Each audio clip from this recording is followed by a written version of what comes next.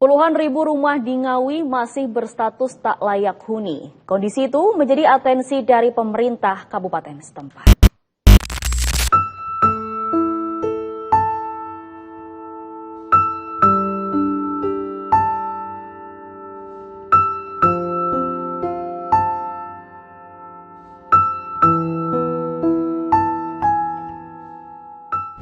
Assalamualaikum warahmatullahi wabarakatuh. Kelompok 4 akan mempresentasikan tugas kebijakan publik kami, yaitu membuat uraian permasalahan publik, yang dimana kami memilih permasalahan rumah tak layak huni masyarakat Ngawi. Kelompok 4 memiliki anggota, yakni Wildan Ramadhani dengan NIM akhir 441, Elia Sonya Raya dengan NIM akhir 448, Dwi Anggra Fardani dengan NIM akhir 457, Realiza Berliana dengan NIM akhir 462, Sebastian Leon Arlen dengan NIM akhir 463. Identifikasi masalah. Jumlah penduduk di Kabupaten Ngawi, Jawa Timur tergolong masih hidup di bawah garis kemiskinan dan terus mengalami peningkatan sejak tahun lalu. Pada tahun 2023, angka kemiskinan di Ngawi mencapai 121,30 ribu jiwa, serta mengalami kenaikan sebesar 0,25% dibandingkan angka kemiskinan pada tahun 2022. Berdasarkan data Badan Pusat Statistik Kabupaten Ngawi, jumlah penduduk miskin di Kabupaten Ngawi pada Maret 2023 mencapai 121,30 ribu jiwa. Diketahui bahwa saat ini garis kemiskinan di Kabupaten Ngawi pada bulan Maret tahun 2023 sebesar Rp413.000 per kapita per bulan, jumlah yang terus meningkat dibandingkan kondisi pada bulan Maret tahun 2022 yang hanya sebesar Rp382.000. Alhasil banyak masyarakat Ngawi yang biaya konsumtifnya di bawah garis kemiskinan dan masuk kategori keluarga miskin. Tingginya angka kemiskinan yang ada di Ngawi juga menjadi salah satu faktor penyebab terjadinya perumahan tidak layak huni. Tercatat, total tanggungan pembangunan rumah tidak layak huni di wilayah setempat masih mencapai 10.228 unit. Uraian masalah. Salah satu penyebab utama masalah perumahan tidak layak huni adalah tingginya angka kemiskinan di wilayah tersebut. Warga yang terpinggirkan secara ekonomi memiliki keterbatasan dalam memperbaiki atau membangun rumah mereka. Akibatnya, banyak masyarakat Ngawi yang biaya konsumtifnya di bawah garis kemiskinan dan masuk kategori keluarga miskin. Kondisi perumahan yang tidak layak huni berdampak negatif terhadap kesejahteraan masyarakat secara keseluruhan, termasuk kesehatan, pendidikan, dan ekonomi. Hal ini dapat menghambat pembangunan dan peningkatan kualitas hidup di Kabupaten Ngawi. Kebijakan yang sudah ada sebelumnya. Yang pertama, guna mengurangi RTLH, Disperkim memiliki program bantuan stimulan perumahan swadaya atau PSPS, rehabilitasi rumah tidak layak huni atau RTLH, bantuan bedah rumah, dan lain sebagainya. Yang kedua, berdasarkan data Disperkim Kabupaten Ngawi, sejak program bedah rumah RTLH bergulir tahun 2018 hingga 2022, sebanyak 3.516 unit rumah rusak telah diperbaiki. Yang ketiga, pelaksanaan perbaikan rumah tak layak huni menggunakan skala prioritas. RTLH yang diutamakan mendapat bantuan adalah rumah milik sendiri yang dibuktikan dengan sertifikat. Biaya perbaikan RTLH berasal dari APBD maupun APBN. Selain itu, perbaikan rumah tak layak huni juga melibatkan bantuan dari CSR atau tanggung jawab sosial perusahaan baik swasta maupun BUMN. Kabid Perumahan Rakyat Disperkim Ngawi, Sodik Junairi Effendi mengatakan, untuk 2024 insya Allah penanganan RTLH sudah kembali ke Disperkim dan kita sudah menganggarkan total ada sekitar 100 unit rumah yang kita perbaiki.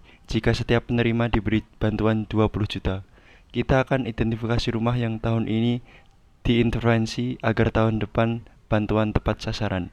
Yang kelima, Badan Amil Zakat Nasional atau Basnas Kabupaten Ngawi merenovasi puluhan rumah tidak layak huni di wilayah Kabupaten Ngawi.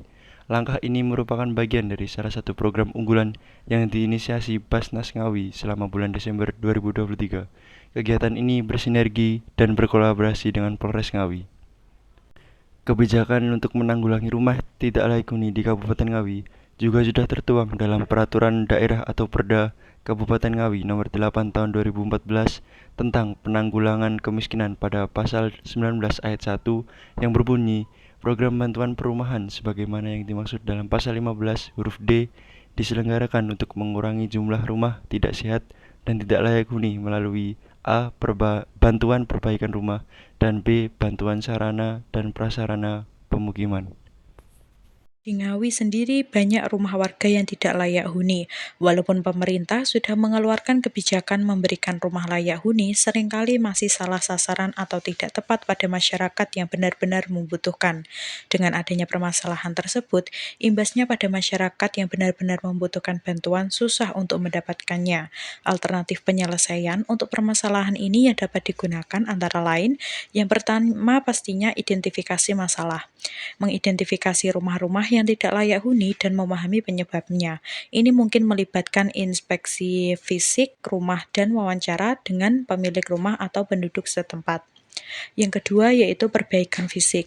Jika masalah utamanya adalah kondisi fisik rumah yang buruk seperti atap bocor, dinding retak, atau struktur yang rapuh, perbaikan fisik harus dilakukan. Ini bisa melibatkan perbaikan atau pergantian bagian-bagian rumah yang rusak. Yang ketiga yaitu program renovasi dan rehabilitas. Pemerintah dapat meluncurkan program renovasi dan rehabilitasi untuk memperbaiki kondisi rumah yang tidak layak huni. Program ini dapat mencakup pemberian bantuan teknis, bahan bangunan, atau dana kepada pemilik rumah untuk memperbaiki kondisi rumah mereka. Yang keempat yaitu program subsidi perumahan.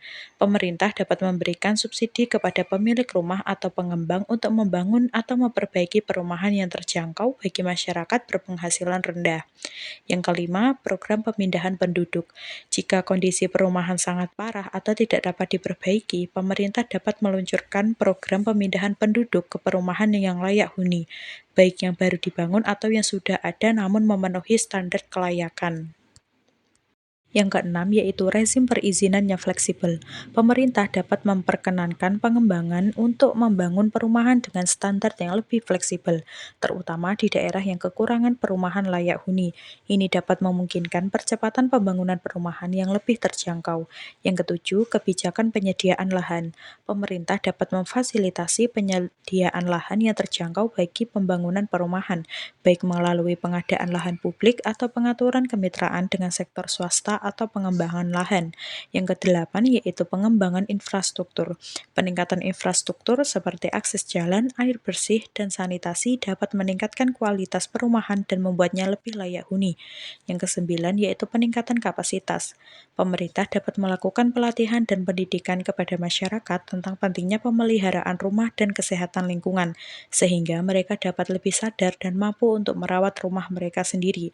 Yang terakhir, yang 10 adalah kolaborasi komunitas. Kolaborasi antara pemerintah, organisasi non-profit, dan masyarakat lokal sangat penting dalam menangani masalah rumah tidak layak huni. Pendekatan yang holistik dan kolaboratif lebih mungkin berhasil dalam mengatasi masalah yang kompleks ini. Kesimpulan kasus. Kabupaten Ngawi, Jawa Timur menghadapi masalah serius terkait kemiskinan dan rumah tidak layak huni. Angka kemiskinan terus meningkat dari tahun ke tahun, mencapai 121,30 ribu jiwa pada 2023 dengan persentase 14,50%. Hal ini mengakibatkan lebih dari 10.000 rumah menjadi tidak layak huni. Penyebab utama adalah kemiskinan yang tinggi yang membuat penduduk sulit memperbaiki rumah mereka.